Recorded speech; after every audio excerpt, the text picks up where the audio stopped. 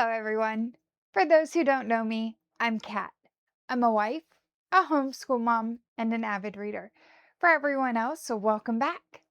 Since we have finished July, I thought I would go through some of the books that I read and give you my stats and kind of a few things that I've discovered on Storygraph poking around a little bit that I didn't know were there. So, first up, let's look at my stats.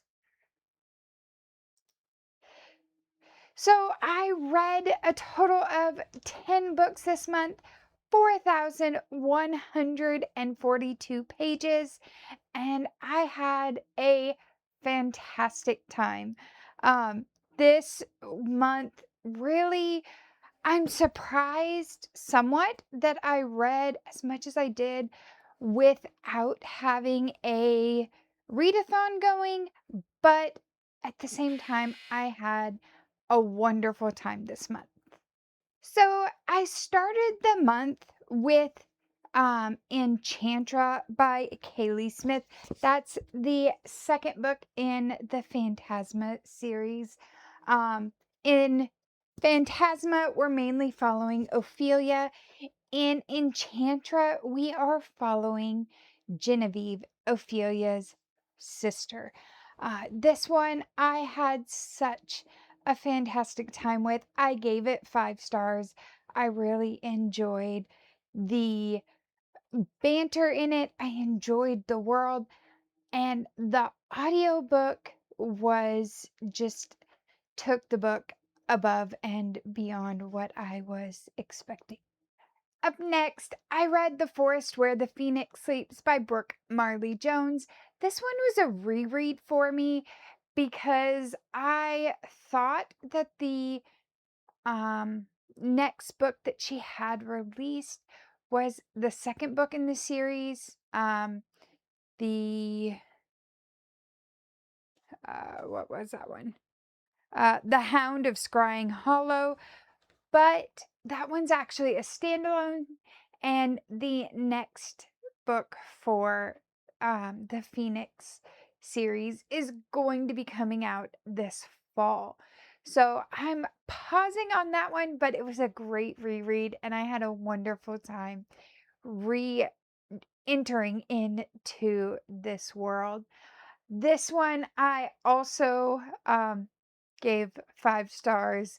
I gave it 5 stars originally when I first read it, and I don't really change the stars when I reread. So, 5 stars. Again, amazing book. I had a great time with it, and can't wait for the fall when the next book comes out. Up next in the month, I read The Midnight Train by Matt Haig. This is part of the Midnight series. I really didn't realize that Matt Haig was going to revisit the Midnight world after reading Midnight Library, which these two could very easily be read as standalones. But I went to Barnes& and Noble and saw it on display and had to pick it up and read it. This one, we are following Wilbur, who is at the end of his life, but this time he's just at the end of his life through natural causes, where, as in the Midnight Library, Nora tries to take her life and gets that opportunity to see where her life could be different.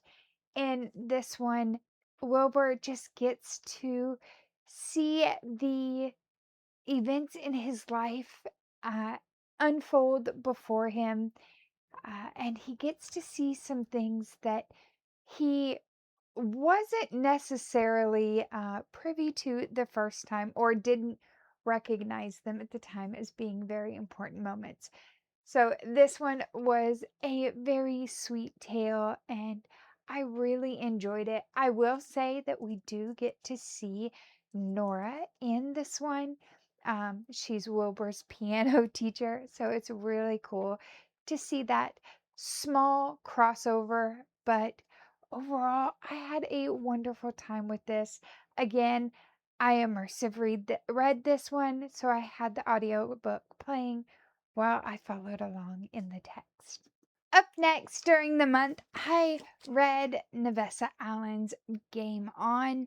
This is the third book in the Into Darkness series, in which each one we're following a different couple. This one we're following Tyler and Stella. And just like in the other two, we have an animal companion that many readers have fallen in love with. In this one, we have Amos, a bird who is hilarious.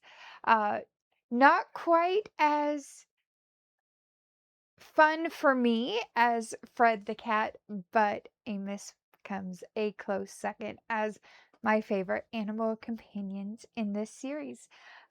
Again, I just as with the other ones, listened on audiobook and had a great time being immersed into this world once again. Now we've come to the point in July where I took my TBR and threw it out. I really enjoyed finishing these, getting current with these series that I had already done in the month.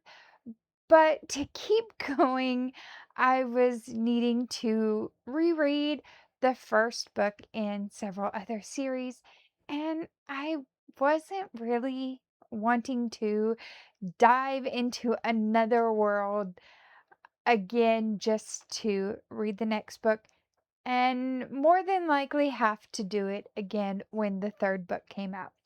So I hit pause on my July TBR and enjoyed some standalones. The first one is Fragile Hopes by Lucina Coney. This one was part of my Probably Smut um, subscription for last month, and I enjoyed this one a lot. This one I gave 4.5 stars just because I didn't enjoy it as much as the worlds that I had spent so much time in. Nothing against this book, but it just was one that didn't hit the same way. This one is a firefighter romance. We have our main female character, Ivy, and she is raising her little brother and meets her neighbor, who is this grumpy fireman character. Had a lot of fun with this. I really enjoyed the small town vibes that came with this, and getting to see some of the different points of view throughout this book. So, a lot of fun with Fragile Hopes again. Gave it 4.5 stars. Had a wonderful time with it.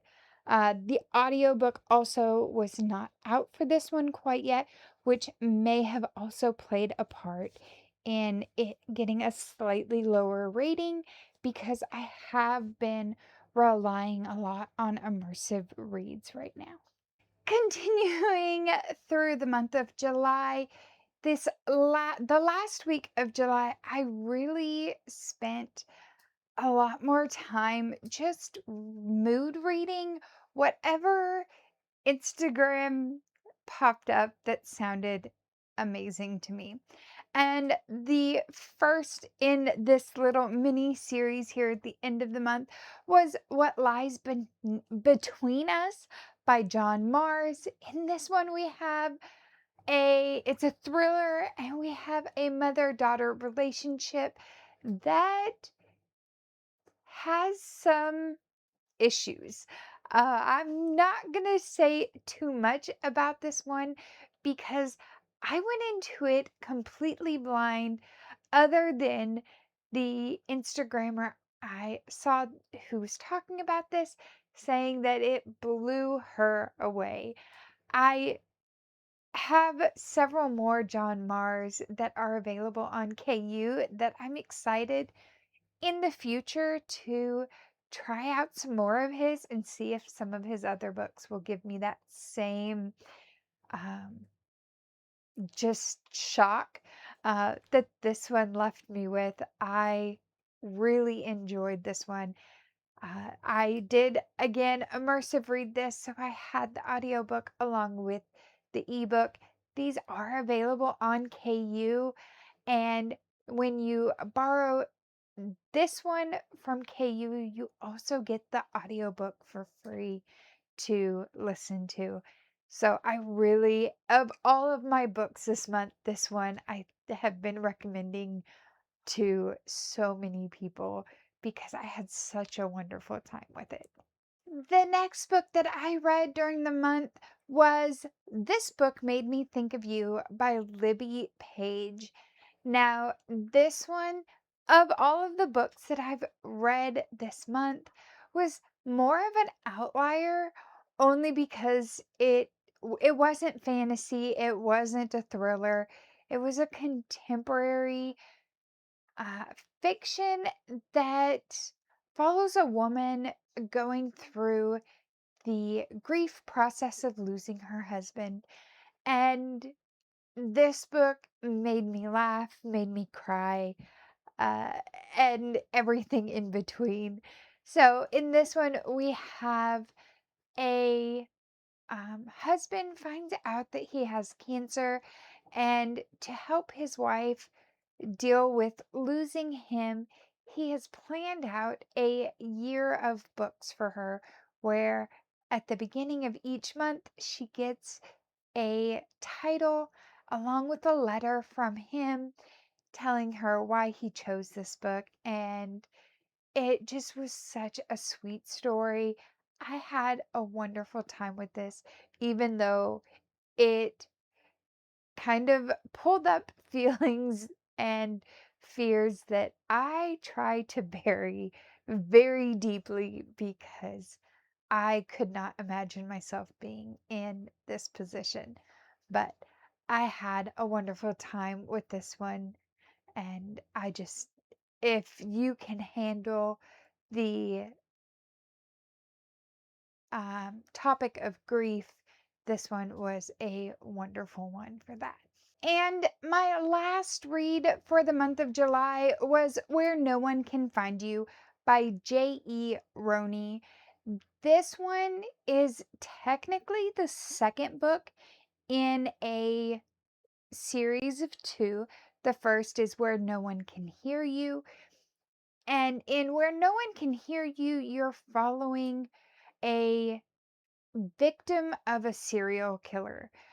In Where No One Can Find You, you're following the daughter of the same serial killer. And the way that J.E. Roney handles this topic is just really well done. I was just really transported into this character's point of view and enjoyed kind of stepping out of a normal situation that I would have picked up on my own without any prompting from Instagram to um, try this. But I really enjoyed the ride that this book took me on. The audiobook for this one is not out yet, but that did not take anything away from the enjoyment of this story for me. So there you have it, my 10 books for the month of July that I read. Along with, I found this calendar that Storygraph will also do, kind of plotting out what books I read along with the number of pages I read each day. So overall, I think I had a great reading month with these 10 books, and I hope that my enjoyment of all of these books will lead you to find a new 5-star read. I'll see you guys next time. Bye.